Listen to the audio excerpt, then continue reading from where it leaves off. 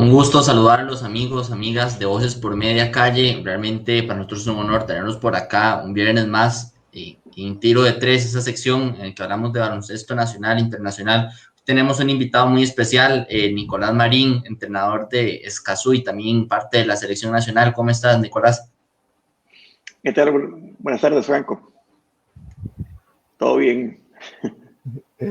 Pura vida, honestamente es un honor tener a alguien con tu experiencia y demás para hablar de básquetbol nacional. Honestamente es de los mejores privilegios que uno puede tener, siento yo. No, estoy muy Sí. contento de estar con ustedes. Así es, para nosotros es un honor, de verdad, de que cada día vamos creciendo más, aprendiendo, porque yo creo que eso es parte del programa, aprender un poco de profesionales como ustedes. Bueno, hoy empezamos un poco tarde el programa, ¿verdad?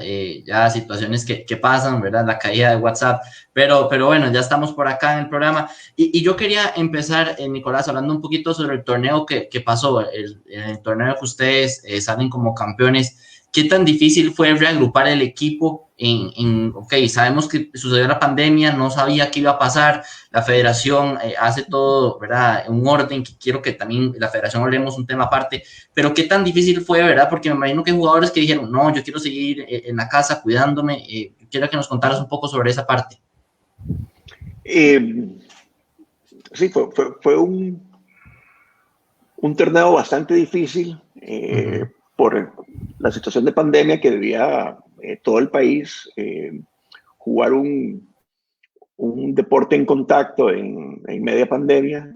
Tenía un riesgo y sí hubieron jugadores y equipos que tomaron decisiones de no participar en el torneo por resguardar la salud o la salud que tenían alrededor. En el caso de Escazú, teníamos dos jugadores que decidieron no participar en el torneo porque tenían situaciones de familiares de alto riesgo cercanos.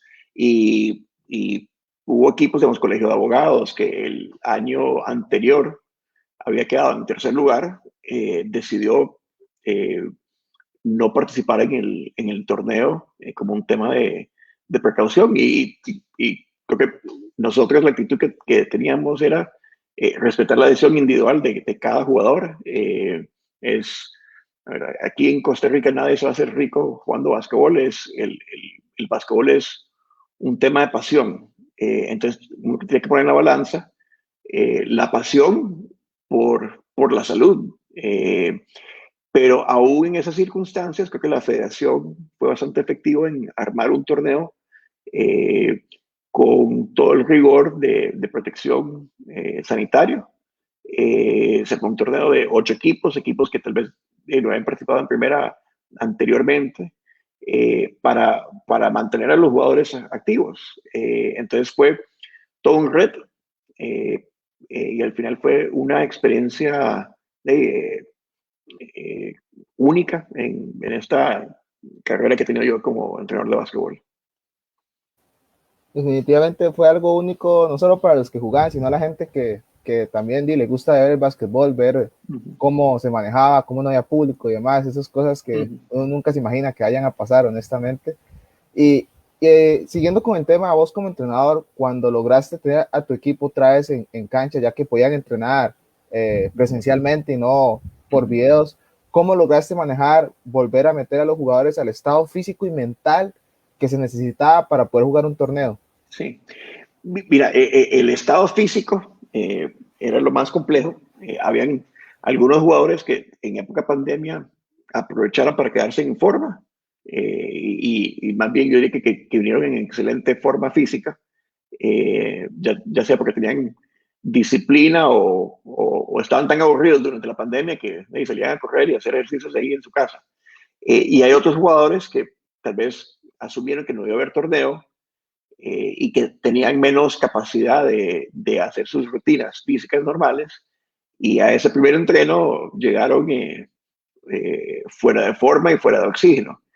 Eh, a nivel, y eso también fue un proceso un poco atropellado en que tuvimos relativamente poco tiempo desde que iniciamos al inicio del torneo, pero la verdad que lo hicimos con bastante cautela para tener cuidado contra lesiones. Y hubo algunos jugadores que dijimos, o sea, a este jugador todavía le falta un poco más, no le demos tantos minutos hasta que ya esté en mejor condición. A nivel mental, yo más bien creo que esos entrenamientos, y asumo que fue el caso para muchos otros equipos, fue como un respiro, porque el basquetbolista que está acostumbrado a jugar básquet, ya sea o en estructura de primera división o informalmente, y que pase parado 6 meses, y en muchos casos confinados, yo creo que la posibilidad de volver a la cancha fue una especie como de alivio mental, una forma de distraerse, una forma de enfocar la energía de otra forma, y creo que a mucha gente le cayó bien de volver a alguna versión de su rutina de básquetbol, alguna versión de poder jugar. Inclusive tuvimos algunos jugadores que metimos en el proceso de nuestros equipos de juegos nacionales, también con la perspectiva de que no se quedan inactivos por todo un año. Entonces, mentalmente creo que fue algo muy positivo a los que estuvieron en el proceso. Sí, y yo creo que, bueno, vos decías al inicio algo muy importante, esto es de pasión. Acá lastimosamente no se puede vivir de esto al 100%, ¿verdad? Ya hemos hablado con varios jugadores y nos han contado lo mismo, tienen que tener sacrificios, ya sean trabajos aparte. Y sí, yo creo que fue eso, ¿verdad? También un despegue, ¿verdad? Un poder salir de la rutina que estábamos acá metidos en la casa, toda esa parte, y la parte de la federación que lo manejó de muy buena manera. Hemos hablado con diferentes jugadores, entre esos Daniel Shen, ¿verdad? De jugador de Escazú, y hablamos qué tan difícil fue generar química en algunos equipos, porque por lo general se hacen la famosa carne asada, ¿verdad? Que eso ayuda, salidas. ¿Cómo lo manejaste vos como entrenador? Porque me imagino que es complicado con una situación así. Sí, fue súper complicado, porque uno llega a los entrenamientos, estás con máscara, manteniendo distanciamiento, limitas la cantidad de contacto físico. Sabes que nosotros históricamente en Escazú, después de los partidos, muchas veces con frecuencia los llevábamos a comer, cuando ganaban, cuando pierden, no, que se cae uno se va de pelachosa. Pero sí tratamos de fomentar actividades fuera de la cancha para crear ese sensación de un poco de compañerismo. A ver, no creo que somos los únicos, el único equipo que lo hace así. Entonces, sí nos partió mucho eso, la pandemia, y también de punto de vista de riesgo. Uno, en mi cabeza estaba cada vez que junto a estos al equipo, y si alguien tiene COVID, estoy aumentando la posibilidad que se rote en el equipo. Entonces, uno trata de limitar eso lo más posible. Pero y esto es tributo a los jugadores, creo que ellos en la cancha encontraron formas de construir esa química. Y creo que también eso me parece que también aplica para los otros equipos que participaron y entrenaban, de que encontraron formas de resolver algunos de esos obstáculos que han tenido que tuvimos por pandemia. Sí, tuvieron que buscar maneras de innovar, de cómo formar la química, Sí. pero siento que eso ayudó mucho a que tal vez hasta se unieran un poco más, dada la situación en la que estaban jugando.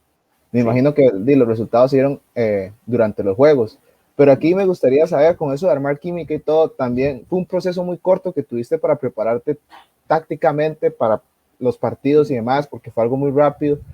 ¿Cómo manejaste vos eso de los videos, de cómo prepararse antes de un partido, de cómo yo voy a presentar la táctica para jugar contra Heredia, para jugar contra San Ramón y demás? ¿Cómo fue eso? Sí, mira, tenemos una ventaja en que una buena parte de nuestro equipo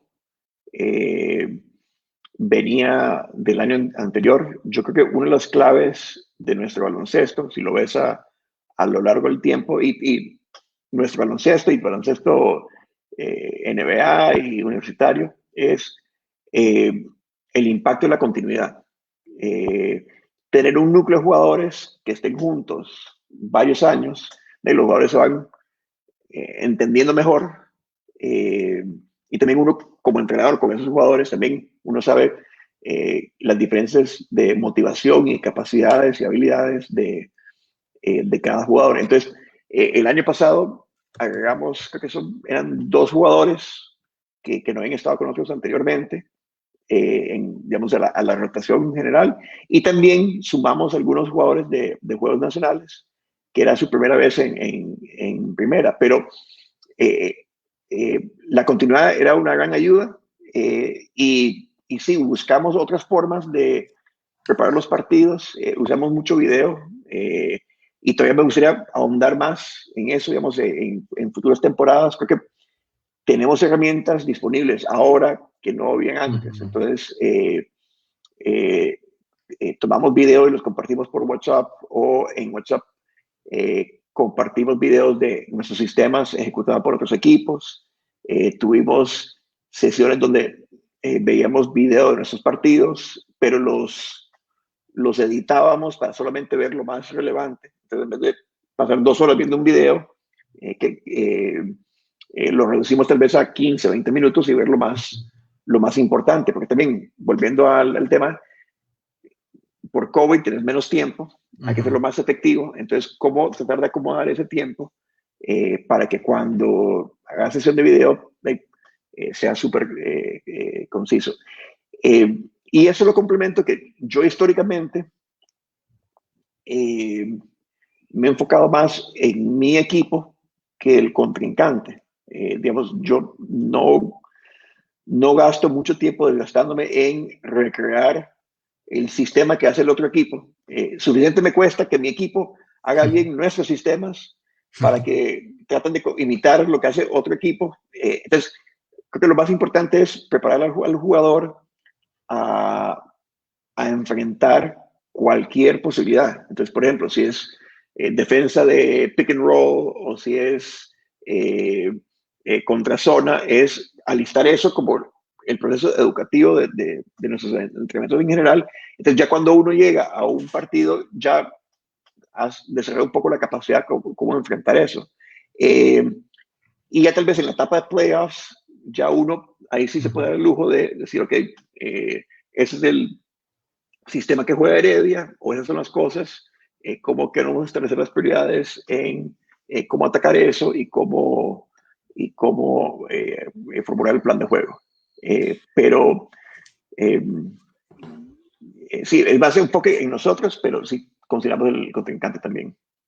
Ya casi para seguir con la entrevista, por acá nos escribe María Dengo, excelente logro, Nicolás, siga adelante. Por aquí también Fernanda Coto, excelente programa. Muchas gracias a todos que están pendientes, dejen su comentario. Aquí tenemos un experto que puede aclarar cualquier duda acerca del baloncesto nacional. Hablamos, ¿verdad?, de cosas de la pandemia, de la adaptación. Yo creo que esa ha sido una de las palabras claves de ustedes que han estado, ¿verdad?, en este ambiente de adaptarse. Pero ¿qué tan difícil fue desprenderse de un factor tan importante en campeonatos pasados, que fue la afición, que ha sido la afición para el equipo de Escazú? Pesó mucho, bueno, realmente son campeones, ¿verdad? Uno diría que no pesó, pero tal vez al inicio, ¿cómo fue ese proceso?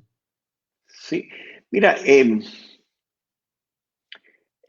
nuestro país la afición por gimnasio varía dramáticamente. Entonces, el hecho de jugar en una sola sede creo que tuvo diferentes impactos. Y de alguna forma creo que Escazú se benefició de ciertas cosas. Éramos el equipo que, o mejor dicho, habían 3 equipos que tenían que viajar relativamente poco. Escazú era uno de esos. Entonces, eso es, en la superficie, es algo positivo, porque hay, a diferencia de los muchachos de Siquirres que tienen que montarse en un bus y viajar 2, 3 horas, nosotros estamos relativamente cerca del gimnasio y es más fácil llegar. El problema, el otro lado de la moneda de eso es que como cada uno llega individualmente, entonces cada uno también está sujeto a la presión del día a día. Todos nuestros jugadores trabajan. Entonces, digamos, por ejemplo, Gabriel Quesada trabaja hasta las 5:30 de la tarde. Entonces, hubieron varios partidos que hay que se ven en la televisión, donde el partido comenzaba a las 6 y Gabriel Quesada poniendo un mensaje: estoy pegado en Lindora, ¿verdad? Entonces uno, como estás tan cerca, te confías de eso, mientras que cuando eres un poco, el bus sale de Siquirres o de San Carlos a las 3:30 de la tarde y están o no están, entonces ya como que te ayuda a mentalizar un poco. Entonces, había un tema logístico. Creo que había un tema también en la afición. Creo que le ayuda más a algunos equipos. Yo creo que en los últimos años la mejor afición que tenemos en el país en lo que es apoyo en las graderías para su equipo es de San Ramón. Creo que tendré que fijarlo, pero nadie ha ganado en San Ramón como en 3 años. Entonces, y eso fue un variable que no estuvo presente en este torneo. Y hay otros gimnasios, digamos, no participaron en este torneo, pero Grecia, históricamente, cuando tiene buen equipo, la afición viene y los apoya. Y también para nosotros en partidos de eliminatoria, la afición de Escazú ha estado presente, y no tenerlos es un factor que le quita un poco de energía al partido. Pero al fin, también lo vimos en NBA y guardando distancias, te permite enfocarte en el básquetbol puro casi y no estar preocupándote de está mi novia o está mi hermano en la gradería y están bien y qué van a pensar, etcétera, y pudieron encontrar parqueo. Entonces, te permite estar más enfocado en el juego. Sí, siento que la afición a veces es importante para ese empuje emocional, pero no tenerla ahí te quita una presión de encima, entonces puedes jugar un poco más tranquilo. Los jugadores no sienten eso de si me va a gritar airball, si me va a gritar in one y todas esas cosas que a un jugador a veces sí le afectan a la hora de jugar. Siento yo que tiene sus pros y sus contras, pero y honestamente a mí me gusta mucho la parte técnica de cómo uno maneja los partidos. ¿Qué factor para vos como entrenador de Escazú fue más importante a la hora de plantear un partido? Si en la penetración, si no, juguemos alrededor del área y tenemos mucho de tres, ¿cómo fue ese proceso mental tuyo para preparar esa parte del juego? Sí, es una pregunta interesante. En el básquetbol creo que hay dos extremos de filosofía en los entrenadores. Hay una filosofía que es, yo como entrenador tengo mi sistema de juego y yo armo el equipo, inclusive qué jugadores traigo, qué jugadas termino implementando en base a esa filosofía. Entonces, eso, por ponerlo en un extremo, es el entrenador que tiene una filosofía y esa filosofía la va a aplicar sea lo que sea. Y tenés al otro extremo una forma de yo me acoplo al jugador que tengo. Entonces, por ejemplo, si lo que tengo en el equipo son puros jugadores de perímetro, voy a encontrar un sistema que se acople a las fortalezas y debilidades de esos jugadores. Por ejemplo, son dos extremos, ¿verdad? Pero son tonos de gris entre los dos extremos, la realidad de los entrenadores. Yo tengo un conjunto, digamos, de creencias que creo que son mi personalidad de básquetbol. Y así he armado los equipos típicamente, pero cada año trato de meter, digamos, eso me da una base táctica. Y a eso le meto un poco de componentes en base a la fortaleza de ese equipo en particular. Entonces, yo comienzo con un cierto núcleo y después complemento. Y finalmente es qué hace la competencia, digamos, qué hacen los otros equipos.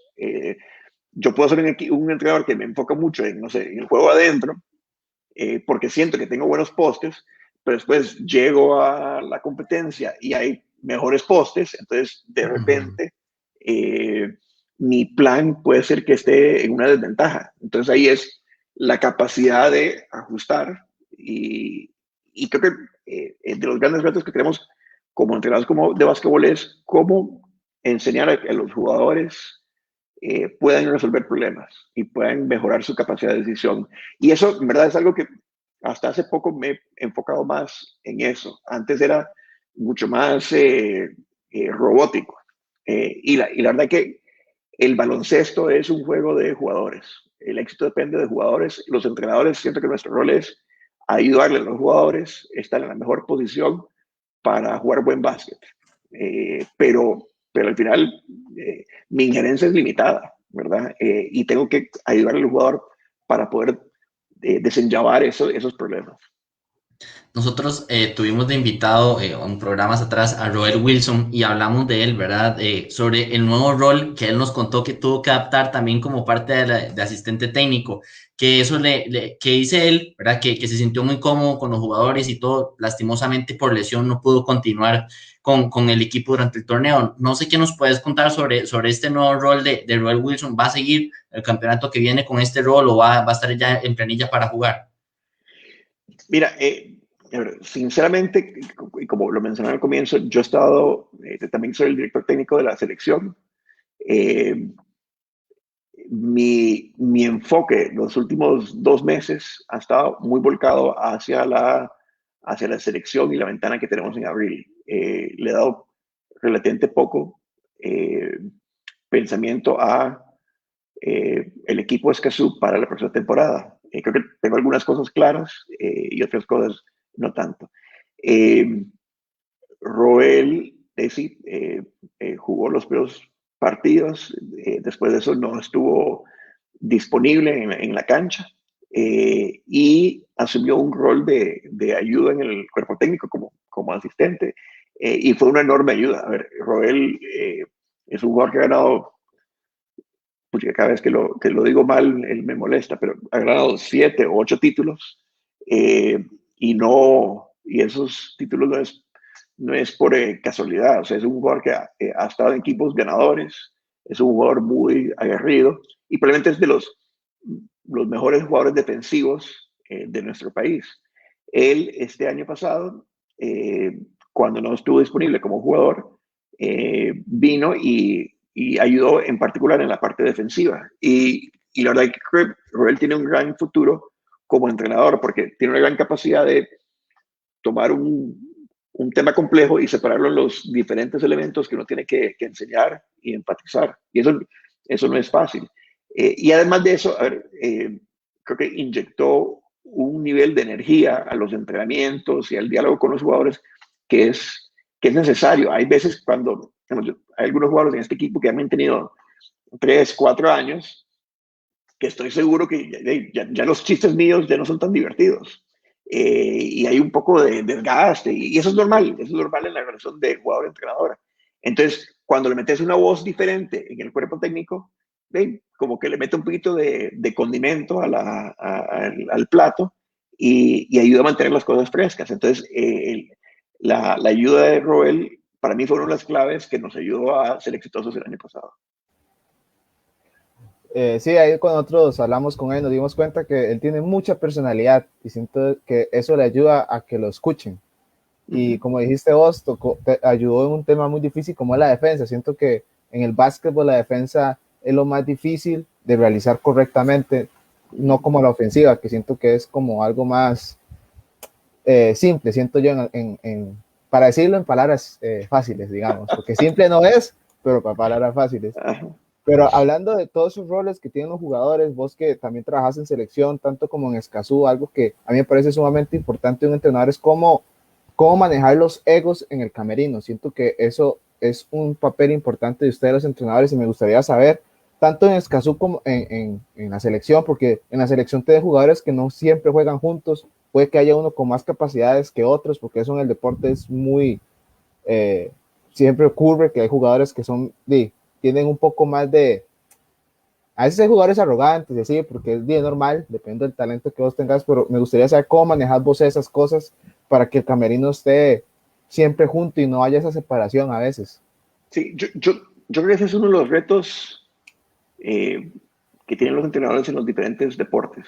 Yo hago la broma que para mí los entrenadores de fútbol la tienen súper fácil, porque una vez que comienza el partido de fútbol, no hacen nada, hacen un poquito, o sea, hacen cambios y le gritan al árbitro, pero la verdad es que cuando hablaba de eso, de que el juego lo terminan los jugadores, creo que en el fútbol es aún más extremo, pero sí creo que de los grandes retos en el fútbol y también en el básquet es el manejo camerino, el manejo, verdad que nunca lo he pensado como manejo de egos, creo que cada uno tenemos personalidades, tenemos derecho a tener nuestras personalidades, y uno como entrenador tal vez lo que hace es cómo hacer que esas personalidades encajen.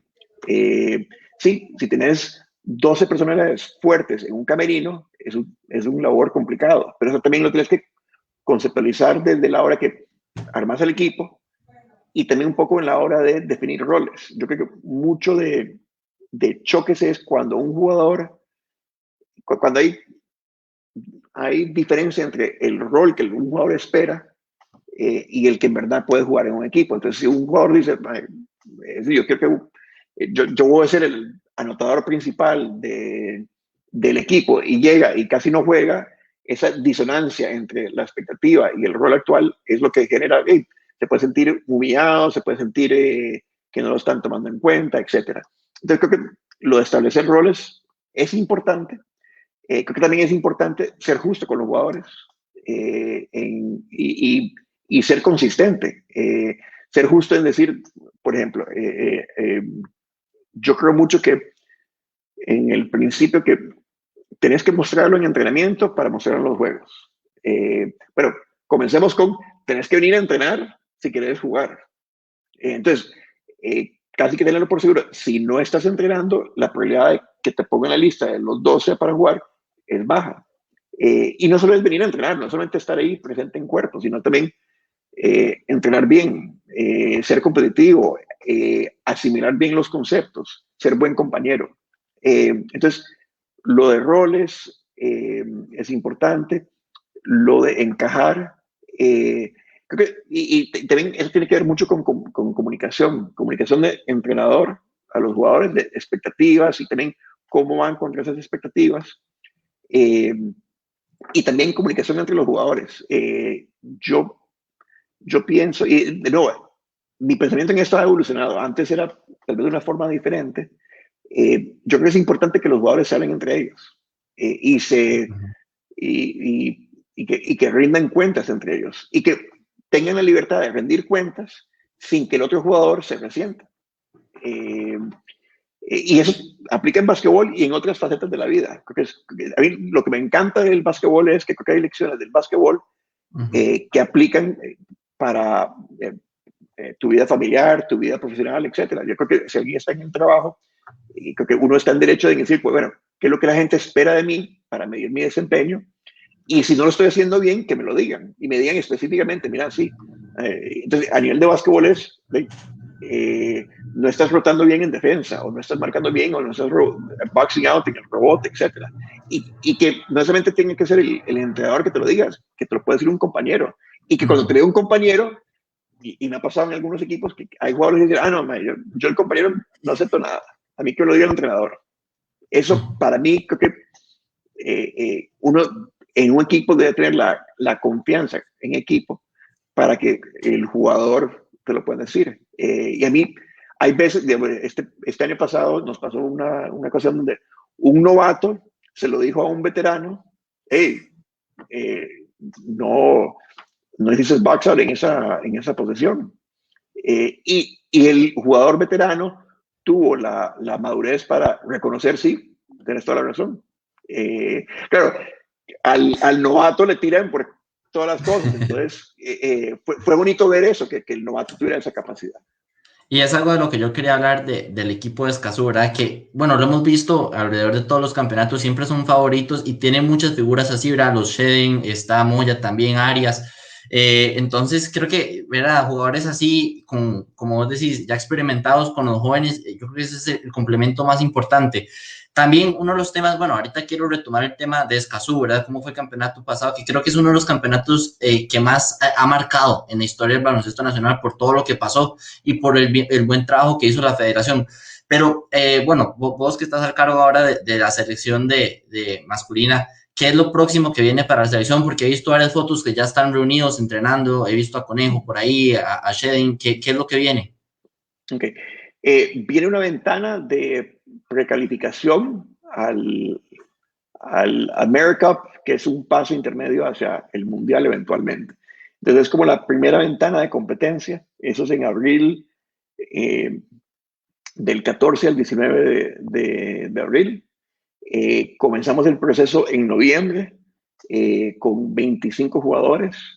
Esos 25 jugadores era una lista bastante amplia para que incluyera jugadores que estaban participando en el torneo y que no están participando en el torneo, y algunos jugadores foráneos.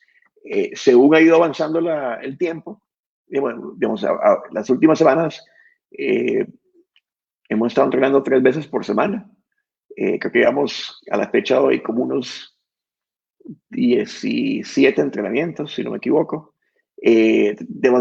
Comenzamos en enero con bastante buena frecuencia. En noviembre y diciembre era más como los jugadores que no están participando en el torneo que tuvieran chance de entrar en condición.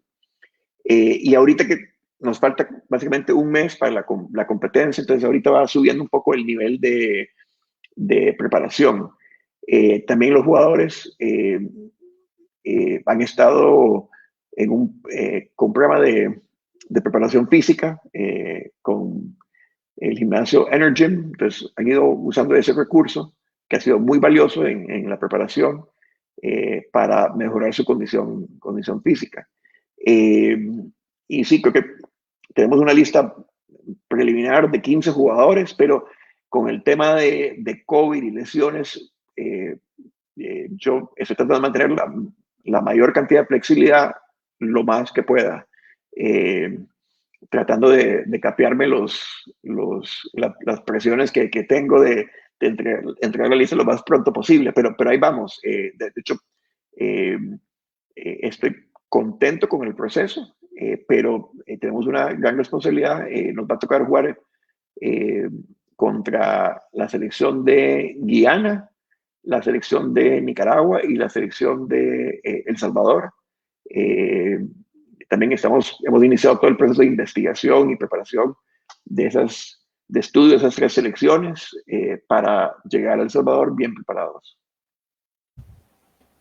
Sí, yo creo que por este factor, 15 jugadores, como es decir, lesiones y demás, hay que estar listo y para cualquier cosa, porque honestamente lo que hemos aprendido en el último año es que uno nunca sabe a la vuelta de la esquina qué sorpresa va a pasar, ¿verdad?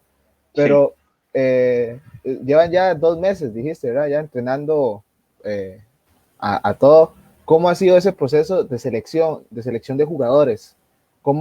¿Qué tomas en cuenta para decir, ok, él se puede quedar, no? Porque en la selección, yo siento que a veces es, para el entrenador es difícil porque tienes que seleccionar a los jugadores que consideras más aptos para la tarea. Y siento que eso es un trabajo difícil. Sí, a ver, de nuevo, lo vemos con fútbol, que tal vez es el deporte más popular en Costa Rica, donde tenemos 5 millones de directores técnicos en el país que escogen la lista de quién debería ir a la selección de Costa Rica y quién es la olímpica, etc. En el básquetbol tal vez no hay esa cantidad de entrenadores, pero sí hay ciertos criterios que uno tiene que aplicar a la hora de escoger una lista. Entonces, ¿cuáles son los criterios que hemos tratado de aplicar? Bueno, uno es qué tan productivo ha sido ese jugador las últimas 3 temporadas.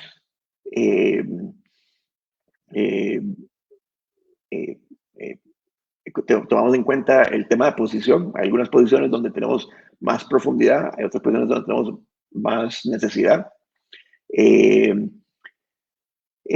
Cómo calzan las piezas, cuál ha sido su experiencia previa en selecciones. Y una vez que comienza el proceso están viendo los entrenamientos y las ausencias en los entrenamientos son por razones estructurales. ¿Y qué significa eso? Tenemos algunos jugadores, los Shedden viven en Punta Arenas. Entonces, para ellos llegar a los entrenamientos hay una complicación logística de que tienen que trasladarse de Punta Arenas a un gimnasio en el GAM. Tenemos un jugador, Christopher Nelson, que viene desde Siquirres a los entrenamientos y que también por su labor ciertos fines de semana no está disponible. Pero esos son barreras estructurales. Hay otros jugadores que o puede ser que tengan temas estructurales, pero tal vez no lo comunican tan bien, que esa es la razón, por diferentes razones, pero entonces, si no llegan a los entrenamientos, es difícil quedar en la selección. Entonces, vienen los entrenamientos, asistencia a los entrenamientos. Cuando vienen los entrenamientos, cómo es el desempeño de ellos en los entrenamientos. Están asimilando los conceptos que estamos enseñando de una forma rápida. Porque entonces, sos bueno, veis los entrenamientos, competís en los entrenamientos, pero estás entendiendo lo que queremos hacer y aplicándolo en los entrenamientos. Entonces, en general, me siento contento como viene el proceso y creo que vamos a terminar con un cuadro que nos va a representar bien en esa competencia. Sí, eso le iba a decir, porque, bueno, repasando la lista, por lo menos jugadores que yo he visto, tenemos un buen cuadro para disputar realmente bien esos partidos. ¿Cómo esos jugadores en la parte, ¿verdad?, de la preparación? No sé si se va a poder contar con Ian. Me gustaría también saber sobre esa parte. Y hablando, otra pregunta que le tengo, ¿cómo has visto a Ian Martínez en general, las puertas que él está abriendo con esa oportunidad que está teniendo en Estados Unidos? Sí. Mira, Henry Martínez es parte de nuestro cuerpo técnico. Él, digamos, claro, él también tiene otro trabajo, él es assistant coach en la Universidad de Utah. Entonces, su disponibilidad física es limitada, pero sí hablamos con bastante frecuencia. Y Henry tiene además el, el sombrero adicional, que es el papá de no solamente de Ian y Avery. Eh, Esta ventana de abril originalmente iba a ser en febrero. Cuando estaba en febrero, la posibilidad de que viniera Ian, Avery e inclusive Manrique era muy difícil porque tienen compromisos de básquetbol universitario. Y para mí es muy claro que en la etapa que ellos están en su carrera, esa tiene que ser la prioridad número uno. Ian tiene que ganarse y defender su puesto en la Universidad de Utah. Avery está en un proceso también de básquetbol universitario, así como Manrique, donde están, tienen responsabilidades ante eso. Cuando se trasladó a abril, ya la parte de básquetbol no choca tanto. En el caso de Avery e Ian, ya sus temporadas respectivas ya han concluido, pero todavía son estudiantes universitarios con ciertas obligaciones. Entonces, lo hemos hablado mucho con Henry. No es 100% definitivo, pero lo veo muy complicado que nos puedan acompañar en esta ventana de abril. Si nosotros logramos clasificar de la ventana de abril a la próxima etapa, que sería en julio, yo ahí sí pienso que la posibilidad de que ellos estén disponibles es bastante alta. Y eso nos ayudaría tremendamente. Manrique, de hecho, Manrique sí está aquí, está, de hecho, el miércoles fue su primer entrenamiento. Él sí pudo que la parte académica calzara con la ventana de la selección. Y entonces de tenerlo en el entrenamiento del miércoles fue algo muy interesante porque viene fresco de jugar una temporada de básquetbol universitario y se ve el trabajo que él le ha metido a su juego. Referente a Ian, Ian tuvo una temporada de freshman, de novato, en el básquetbol universitario, en una liga que es muy competitiva. Me parece que fue de menos a más a lo largo de la temporada. En ese equipo hay un par de jugadores que también juegan en su posición, que son jugadores de senior, de último año. Entonces, algunas veces los entrenadores están muy amarrados con sus jugadores más viejos y dar la oportunidad cuesta más. Entonces, creo que eso combinado con el proceso de aprendizaje de Ian, al comienzo de temporada tal vez no jugaba tanto, pero me parece que los últimos, no sé, 10 juegos de Ian en Utah fueron espectaculares y en los dos lados de la cancha, tanto en defensa como en la parte ofensiva. Y cuidado que su mejor juego fue el último juego de la temporada, que fue contra USC, que es un equipo bueno, y donde Ian Day estaba al final del juego resolviendo. Entonces, creo que para mí es muy claro que Ian tiene un gran futuro en el básquetbol universitario. Me parece que eso tiene que ser su enfoque de esos próximos años. Hay un acontecimiento que el entrenador de Utah cambió en estos días.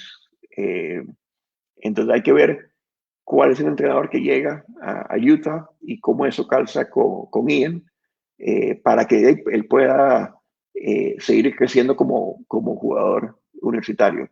Y eventualmente, en verdad, yo creo que Ian, si todo sigue por buen camino, tendrá un buen chance para jugar básquetbol profesional. Ahora, ¿qué nivel será eso?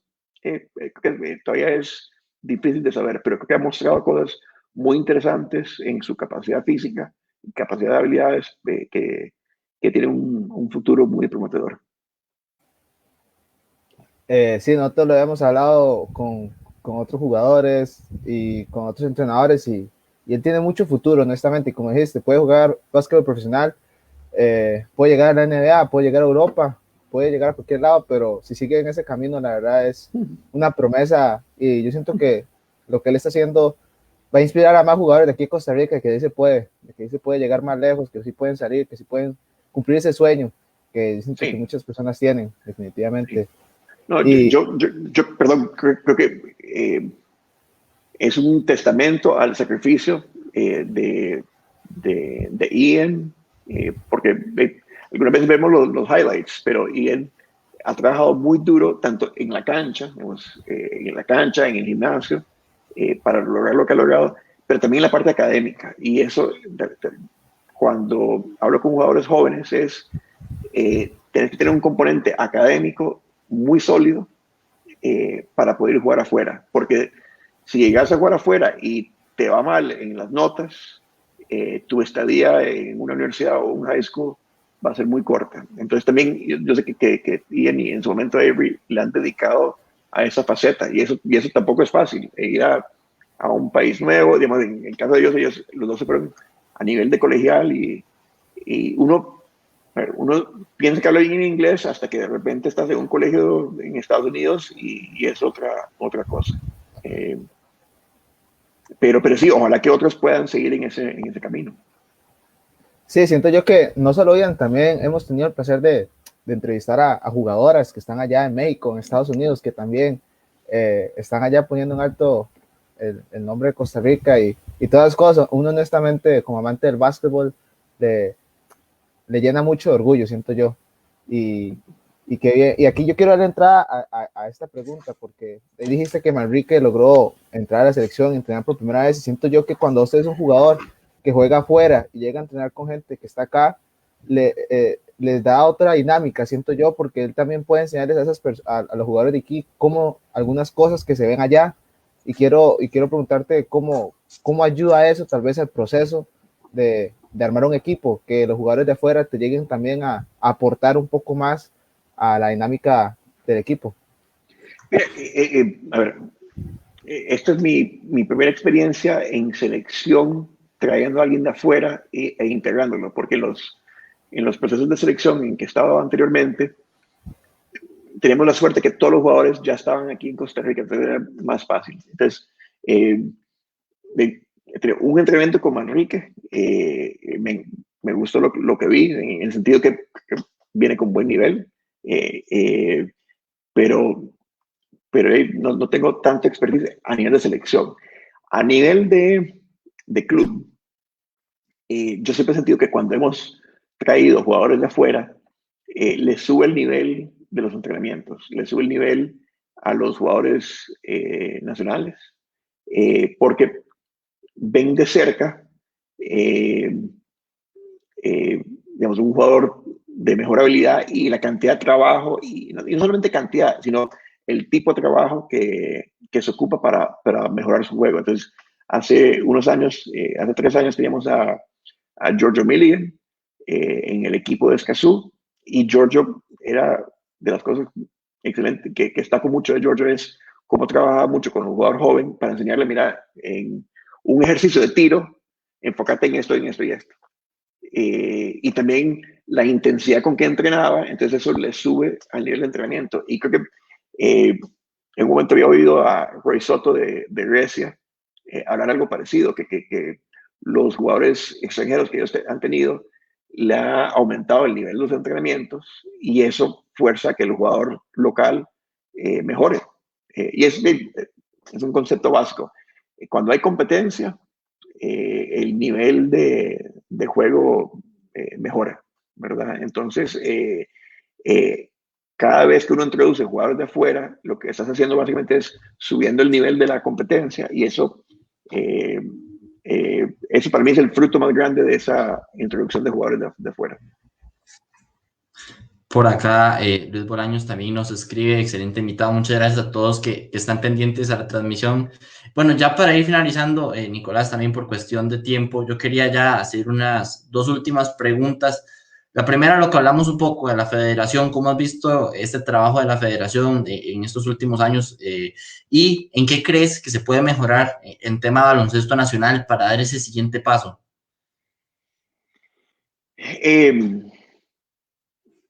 Pues son de esas preguntas complicadas para el final y complicadas no por la federación, dicho sea paso, sino es por el entorno de los deportes en Costa Rica. Me parece que la junta directiva actual de la federación ha llegado con una energía y un enfoque que se ocupaba. A ver, guiar la FECOBA no es fácil. No es fácil porque hay muchas bolas en el aire y uno tiene que lidiar con los clubes, los comités cantonales, el ICODER, el Comité Olímpico, etc.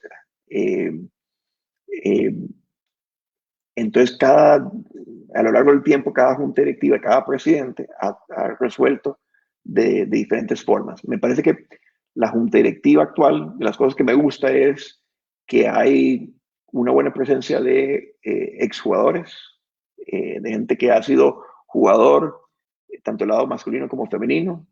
Me parece que hay buena representación. Hay gente que ha sido entrenador. Entonces, entienden un poco las realidades y perspectivas de los jugadores.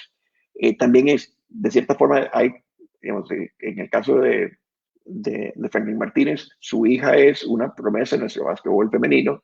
Entonces también tiene esa visión de, bueno, cómo es ser papá de un jugador o una jugadora. Y la verdad que mucho en nuestro básquetbol, yo creo que el enfoque es en liga menor y la parte recreativa. Es cómo logramos que más gente juegue básquetbol, que goce de básquetbol. Y para mí la clave de eso es las ligas menores. O sea, yo estaría feliz con que el doble de gente de jugar al básquetbol. Eso para mí para mí es una de las metas de nuestro baloncesto. Es, si tenemos, no sé, 3,000 jugadores en las ligas asociadas a la FECOBA, ojalá que en 3 años dupliquemos esa cantidad. Que tengamos, ojalá, ligas regionales y ligas gremiales. Entonces, creo que parte del gran objetivo de la federación es cómo promover el baloncesto en cada nivel. Yo creo que Franklin y su equipo de trabajo han traído una gran energía ante una situación súper compleja. Obviamente, la pandemia tiene un gran impacto sobre el deporte costarricense. Eh, Parte de los recursos del deporte costarricense viene del gobierno. Y el gobierno, con toda razón, sus recursos están volcados a otras prioridades. Otra parte de los insumos que tiene el básquetbol en Costa Rica viene de patrocinios o el potencial de patrocinios. Y también hay mucha empresa en Costa Rica que ha estado golpeada económicamente. Entonces, creo que el equipo de la Junta Directiva está enfrentado a situaciones económicas y de salud bastante complejas.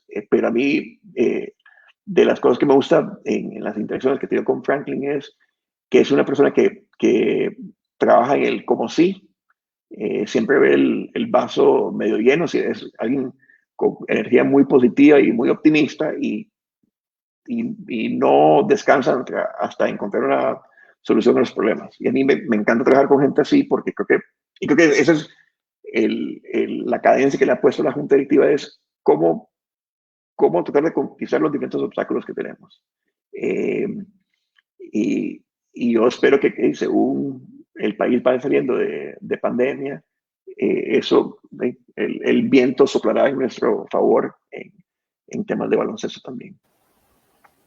Sí, honestamente siento yo que la federación actual tiene esto que muchos jugadores nos lo decían, y es que tienen esta pasión y este amor por el deporte y no lo hacen simplemente por el dinero, y se ve cuando hicieron esta burbuja, porque esta burbuja conllevó muchos retos que ellos tuvieron que pasar y lo lograron y lo hicieron con amor, y los jugadores lo notaron y los entrenadores también. Siento yo que eso es un buen paso hacia donde tenemos que ir para que el básquetbol acá ya tenga ese nivel que se requiere, honestamente, y que se merece. Siento yo que los jugadores dan muchos sacrificios y merecen que este deporte tenga más atención y mucho más compromiso. Y nada más agradecerte, honestamente, por acompañarnos hoy. Fue un placer, un honor hablar del deporte que tanto queremos con un experto como vos, y que nos dijeras todo ese insight de todo lo que sucede. Yo quería cerrar con una pregunta no tan complicada como la anterior, una pregunta más para que la gente te conozca un poco más, y es que cerremos contando, que nos contés la anécdota más bonita que has vivido con el deporte del básquetbol aquí en Costa Rica. Cerrar con una historia bonita sobre el deporte, siento yo que sería un broche de oro para la conversación que tuvimos el día de hoy.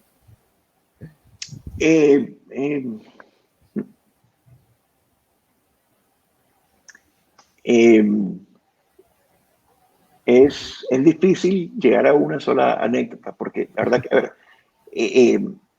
yo el otro día bromeaba con Jimmy García.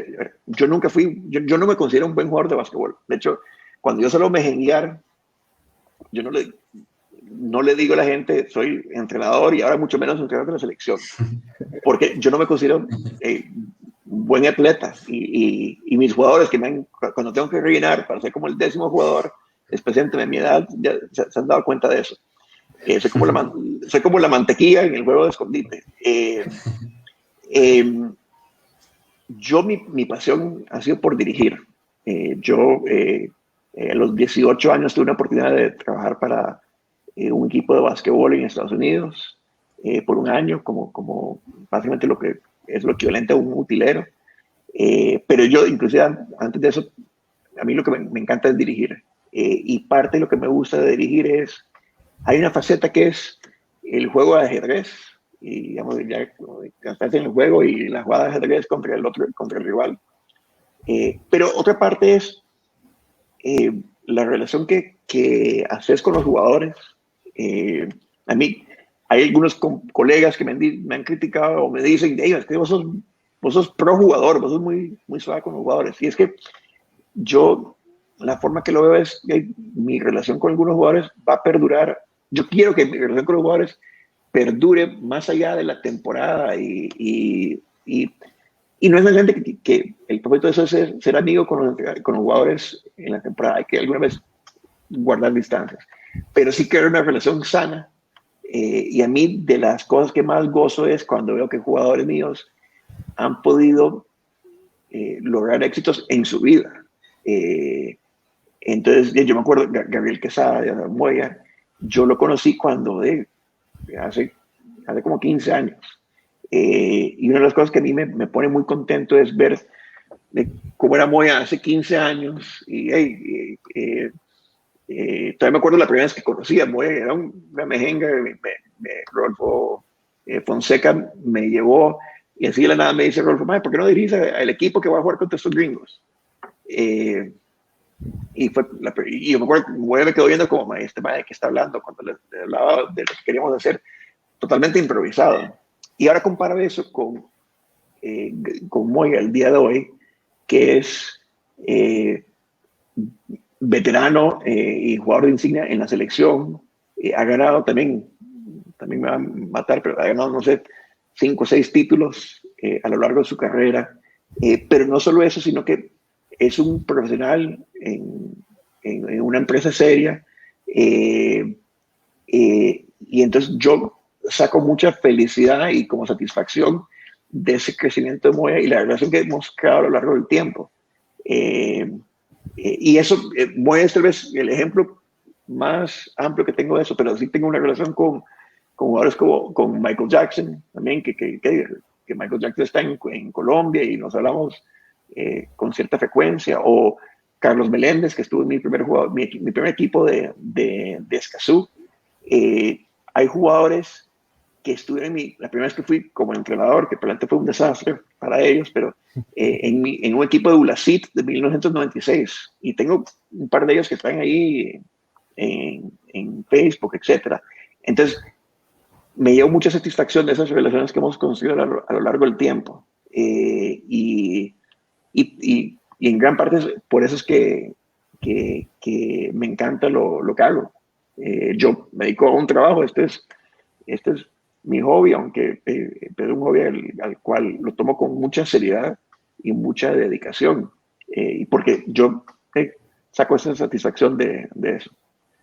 Sí, yo creo que eso es lo más bonito en la vida, ¿verdad? Ver el recorrido de uno como persona también, todo lo que va generando, va ganando día con día. Bueno, se nos acabó el tiempo de la entrevista, Nicolás, agradecerle muchísimo, realmente nos gustó mucho aprender de usted, cada día, como lo dijimos, aprendemos de profesionales de este deporte y queda totalmente invitado para un día más estar con nosotros por acá en Voces por Media Calle, esta sección de tiro de tres.